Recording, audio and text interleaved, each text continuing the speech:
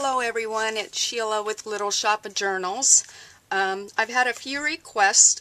This is the journal that I made for the Nik the Booksmith Classics Challenge, Little Women, and I had a few people that had asked if I could possibly do a tutorial to show how I had done my cover. So, this is my first tutorial, so I'm going to apologize in advance. I have been messing around for like 2 hours trying to find a place to set my camera, the lighting, etc. So I'm very sorry about the amateur tutorial this is going to be. So I hope we can work through that.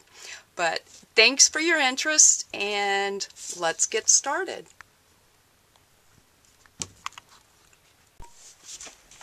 Okay, so the first thing that I did was I used, it's not a real leather, it's sort of like a vinyl pleather type fabric.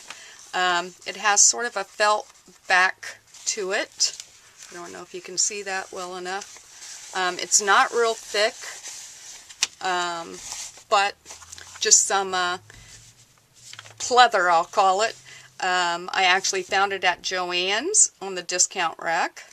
So for the sake of this journal, I've cut down the size. I'm not going to do a full book, but I'm going to go through the steps to share that. So the first thing that I did, I knew that the leather had to be aged. So I took espresso paint that I bought at Michael's, and I just sort of watered it down. I just put some paint,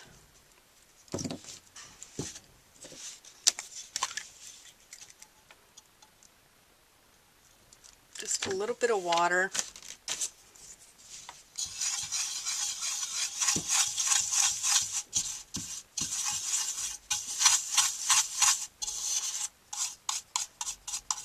and I'm going to put some down so it doesn't get all over the table. And then I just brushed it on the material.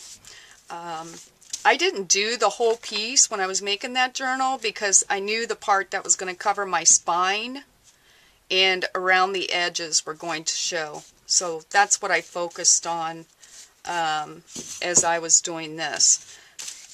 When you're working with a bigger piece of fabric, I suggest that you do a little bits at a time. But once I put this on, I took a clean rag or towel and I just dabbed it off. And I kept repeating this process until, and it looks different once it dries, but I just kept repeating this process until I had the look that I was looking for. You know, the aged look. So I just kept going along, and to be honest with you, there were actually times that I just put full strength paint on it, which I'll do for demonstration purposes. But you just do an area big enough. If you want to do the whole piece of fabric, go for it. But I just did an area big enough because I knew I was going to be covering these two sections. So once again, just dab it off.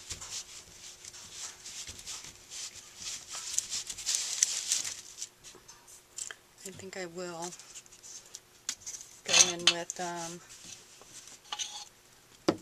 some full strength or more paint to it.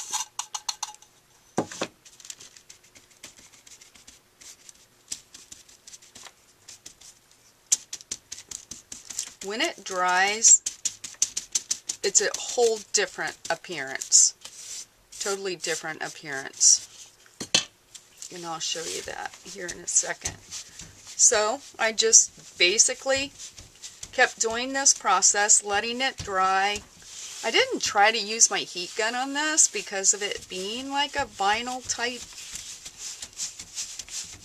fabric, I didn't know what the heat gun would do. I was sort of scared to. So I just let it dry. And you just keep working with it until you get the effect that you're looking for. So I'll let that dry. In the interim, what I did, once that dries, I guess I should go back. Once that dries to your liking, you feel like it has the effect you want it to have, then you just cover the base of your book. In my little women journal, it had a curved spine, but for the sake of this video, I just made a small journal, we'll call it. But as you can see, like where I didn't distress, you can see the difference of where I took that paint with that last technique. And I'm sure I'm an amateur, and I did this all by trial and error and kept trying different things until I came up with something that I thought, okay, this might work. So I'm sure you're going to find other people out there that have a much better and probably easier way of doing this. I don't know. But this is the way that I did it, and that's all I can share. So that's what it looks like once you do that. So then the next step was creating, I thought I had everything ready, but creating this. So what I did and what I came up with, and as I mentioned before, I'm sure someone else has a better solution, but I'm a novice. I had gotten a Big Shot as one of my Christmas gifts this year, and it's a smaller one, but I kept thinking of different ideas, and I could sort of see a vision in my mind, but I just kept playing and playing. So what I finally came up with was, I have this embossing folder that I had gotten, and I don't know the technical name, but it is by Doris, and you can see what it looks like.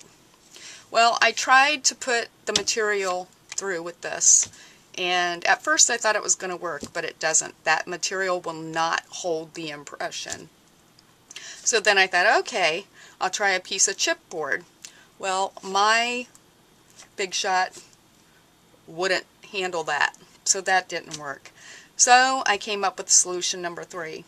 I took a piece of cardstock and I cut it down to size, and for that journal, this piece was not going to be large enough because, I should put this next to me, and I apologize. I wanted to have about 1/8 of an inch, 1/4 of an inch, whatever, edge around. I didn't want it to impede the spine when it opened and closed. So this, as you can see, was not big enough. So I came up with my solution. My solution was I took a piece of cardstock and I basically measured how big I wanted this piece to be, and I divided it by 2. I cut the cardstock in half and put it in my embossing folder, ran it through my Big Shot, and I did that for 2 pieces. Then once I did that, I glued the cardstock to a piece of chipboard. As I mentioned, you know, I'm making a smaller example here, but on the bigger journal, I just butted the 2 embossed pieces of cardstock right up to one another, and I glued them down.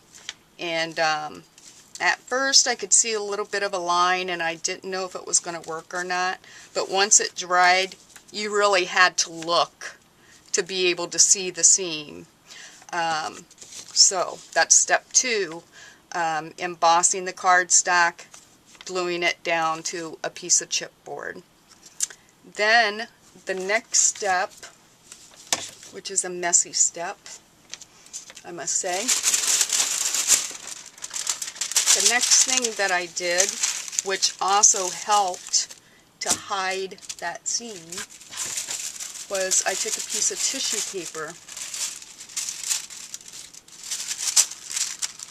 and I really don't think it has to be that big. Is that? Yeah, that's big enough. I took a piece of tissue paper, and I hope I'm in screen here, but I took a piece of tissue paper and I Mod Podged that on.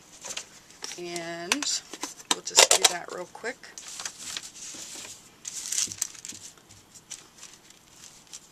So I just covered the whole thing really well. Make sure you get down in the groove so that stays. The tissue paper will adhere down into those grooves. So just sort of bang it around. Nothing fancy.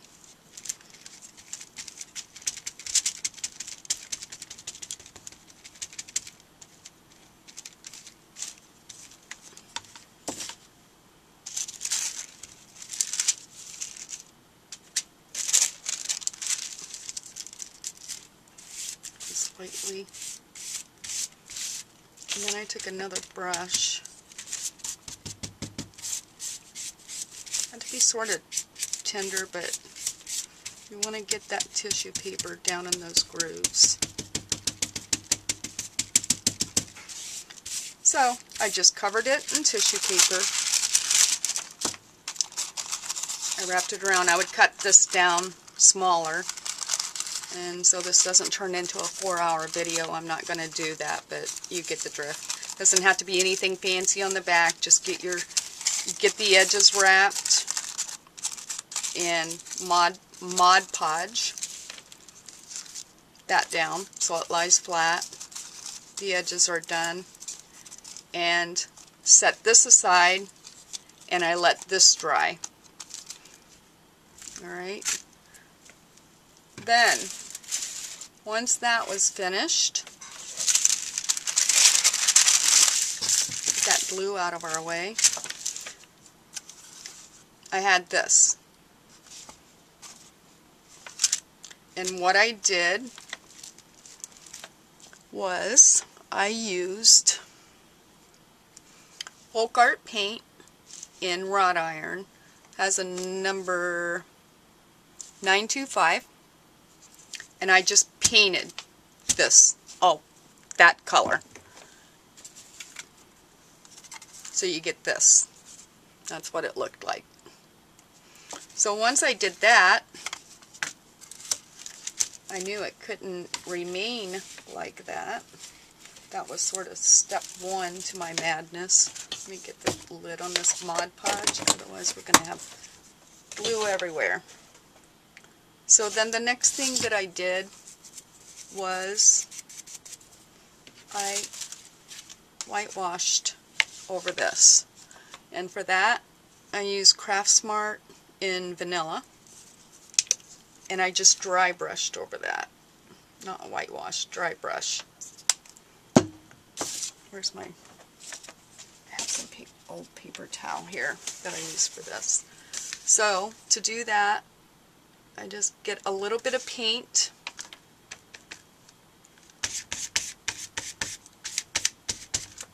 And I also brush it, because you want to dry brush. And this might not be the best brush to show this. But just lightly.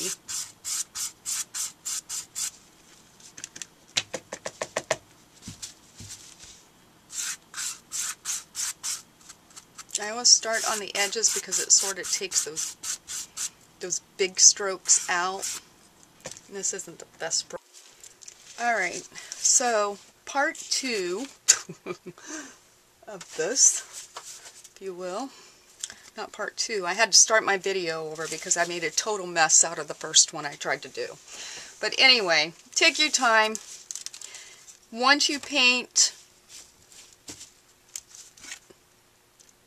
that black, you end up with this, and then you're going to dry brush with white, or an off-white. Color your choice, whatever color you want it. I chose white.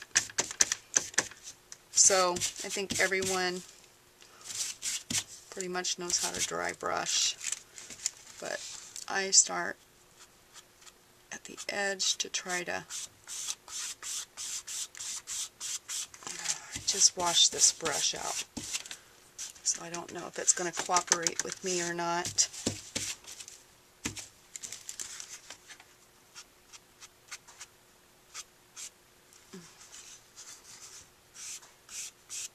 The easiest part of the video, and everything's falling apart here.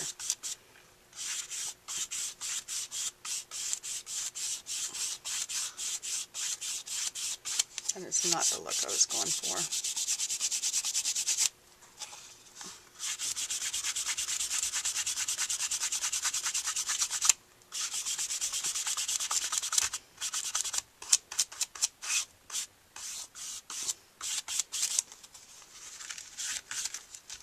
I just go back and forth both ways until I have what I want. And as you can see, I got a little bit too much here. I just washed this brush out, so this brush was wet, even though I thought I dried it enough. I didn't, so I apologize. It's such an amateur tutorial. I'm so sorry. You can see why it took me forever to make that journal, right? But anyway, you just want enough on there so that it lightens up and shows the impression from the embossing. When you do this accurately, you end up with this. I'm so nervous doing this tutorial, so I apologize. And you know what they say, you know, do it in front of a camera and everything that can go wrong is going to go wrong. So, once I dry brushed appropriately, so it doesn't look like this, once I got that done, it was still too white. Like if you, let me get that. Oh, I used that piece. I wanted to show you. Oh, I used my scrap when I messed up. But let's do this. See how white it is? So, I took it to the next step, which, I don't know if my brush is clean enough. I don't want to. I have a million paintbrushes, but for this video, I am so attached to this, or this journal. I've been so attached to this brush here. So I'm going to try this. I went back to the brown paint wash, and let me get my towel ready. I did the same thing that I did to the leather, or the vinyl, or whatever you want to call it. I just brushed it on different areas. Some areas I went back over, you know, like because I was trying to make it look so old, I figured there would be different areas that would be dirtier than other areas, you know, from people touching it through the years and turning pages and what have you. So, I just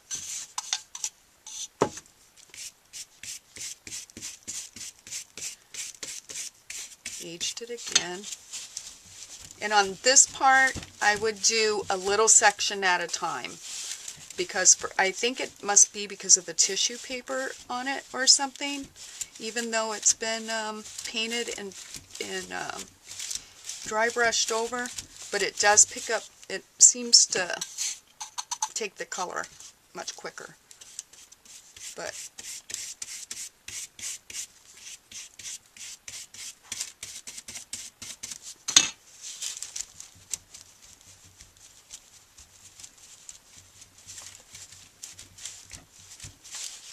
And once again, I used Espresso by Craftsmart to do that.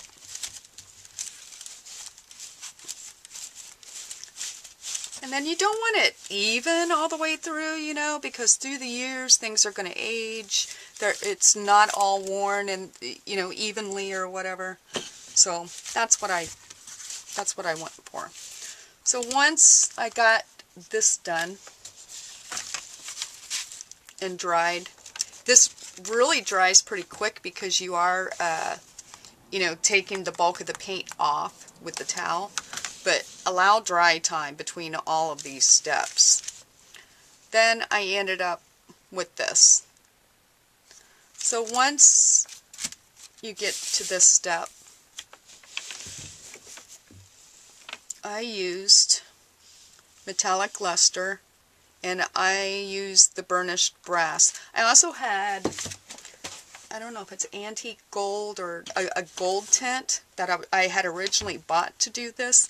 And then on test that I did, you know, I must have had 75 pieces of chipboard and all this going on at once when I was trying to figure out what I wanted to do for that journal. But anyway, this is what I used, and I know that I got this at Hobby Lobby. And it was my first time ever using it. So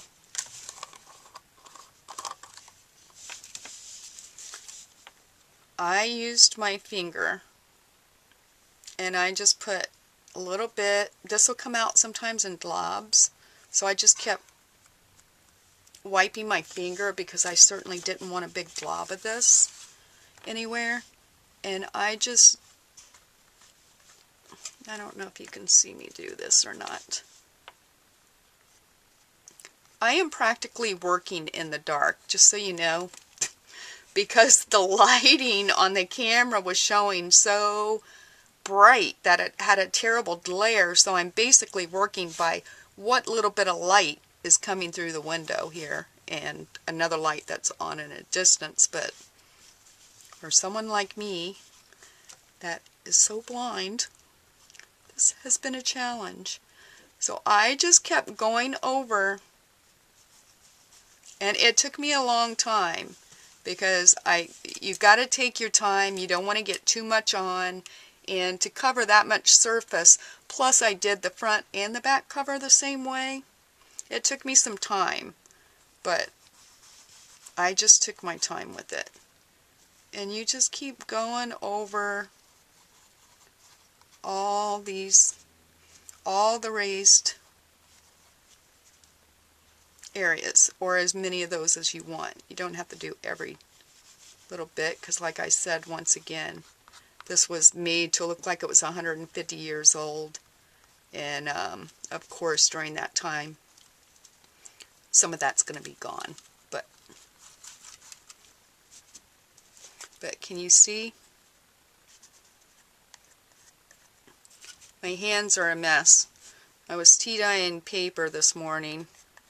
I'm a very early riser, but I was tea dyeing paper this morning, and I don't know about you guys, but I cannot get it out from underneath my nails. I've scrubbed, I've used a brush, and the only thing that I have found, if you don't want it to just, you know, after a while, after a few days, you know, with showering and scrubbing your nails over and over, it'll eventually come out. But the best solution I found is I put a little bit of bleach in some water and soak my nails and then use the brush on them. But you can see where I'm going with this, right? And it looks so pretty in person. I know that my camera and pictures are not picking this up, and I'm not trying to pat myself on the back, but it really turned out beautiful. And I'm sure, like I said, there are other people that can tell you the appropriate way to do this. This is how I came up. So anyway, once I put the gold on the front and back cover, do the edges as well the same way, and the edges are much easier for some reason. Well, because you're don't have to be so concerned about staying on top of a surface. But I did my edges all the way around. And then I got my book, and I also embossed around the edges and in the seams. Once again, this book I had made a round spine, but I did around the edges of the book, anything that was going to show. And just take your time. My finger has so much of that stuff on it. Here we go. Now I suggest do a little. You want more, add, but don't go in all gung-ho, because then you're going to end up with more than what you want. So I did that, and as you can see, it's very easy what I did. It was hard at the time for me to figure out how to do what I wanted to do, but eventually. So go around in all the seams.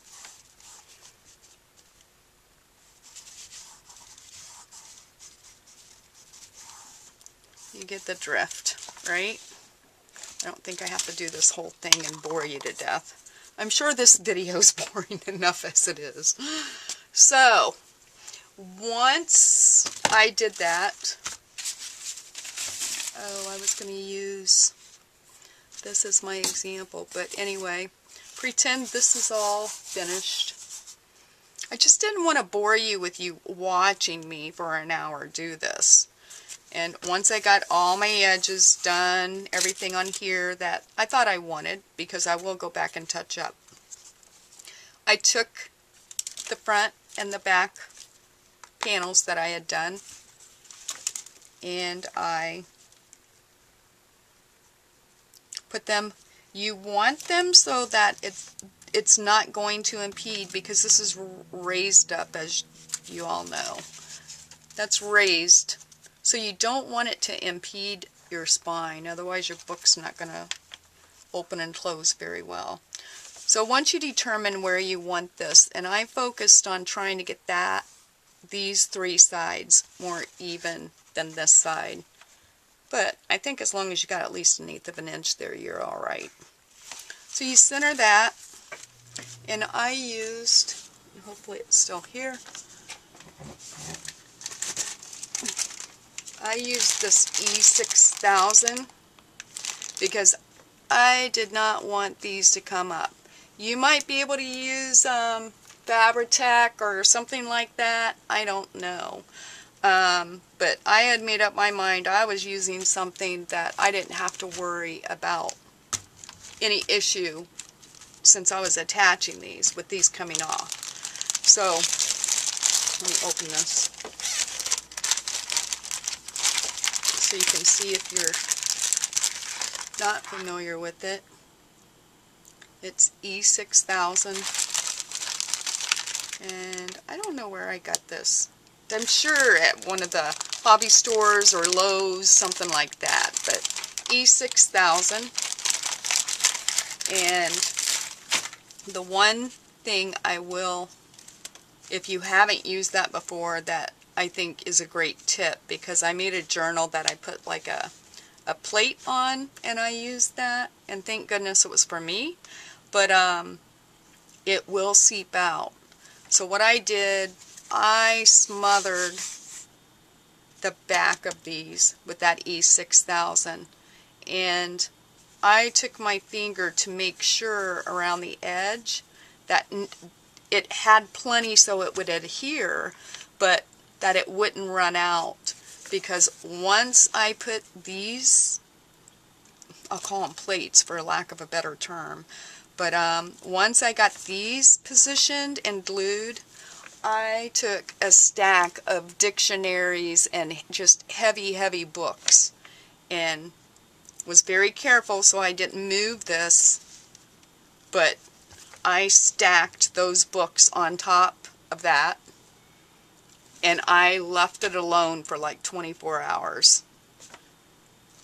Took the books off to make sure that it had dried, and once it had dried, anywhere that I saw that might need more gilding, I did that. I went around, I made sure that everything was where I wanted. Don't forget your edges, of course. If you're doing like a raised panel, you know the drill. You know the drill. But I just did any finishing touches in the gilding, and then on this journal, I knew I wanted the title and the author here. This was sort of second thought, and I was on the fence about it, whether I put it on there or not, and as you know, I did. But anyway, once you get everything on that you want on the journal, seal it. I used Krylon matte finish, not a lot, just very quickly, and it's something I'm not going to do inside. It's horrible smelling, but it dries almost instantaneously. Once everything's all dry and you're all ready for that, and you're done, just to seal it and to keep this this metallic luster from wiping off on your hands, I took it outside. I just gave it like 3 or 4 good swipes across real quick. I don't know, probably about 12 inches away from the journal, because I didn't want to get too close, get a pool of it or whatever. But anyway, I sealed it, and that was the end. That is all that I did. And I feel like I have rambled on, and I hope that this tutorial is helpful to people. I know, as I mentioned before, that somebody else has probably got this all figured out in a much easier fashion or a more professional fashion. I'm a crafter, and I didn't see any tutorials on this. I just had a vision in my head, and I just played and played and played, and this is what I came up with. So, and I think it turned out very nice. You know, I'm sure it's not everyone's liking, but I think it came out very nice, and I just wonder, I had some ideas. I was like, I wonder if you use different colors, you know, what something like this would look like. But anyway, that's what I did. I want to thank everyone very much for watching this and my other videos that you have watched. It means the world to me. Thank you to my subscribers. Please comment, whether it's good, bad, or indifferent. You have suggestions or tips, I'm open. But thanks to everyone. And I just want to take a moment to thank all the crafters out there that do these YouTube videos that inspire me to no end. I can't work fast enough. I wish I didn't have a full-time job. If I didn't have a full-time job, that would be great. But have to work for a living. But I am so inspired by so many people out there, and as I watch their videos of these ideas they have, I have a list a mile long of things that I want to try. And I'm an Aries, and I don't know if it's just true of us, but I have to have 3 or 4 projects at a time going on, because I get bored with something pretty quick, and it's nice to just, alright, I'm going to put that aside and I'm going to go on to something else, you know. But thank you to all of you, Nik the Booksmith, for hosting this challenge. I just, thanks everyone, and I think everyone's work is just so inspiring and so beautiful, and I just felt like, as bad as this tutorial is, that's why I did it. I sort of wanted to reciprocate in my own sick way. So anyway, I hope everyone has a great day, and thank you so very much for taking time to watch this. Take care. Bye.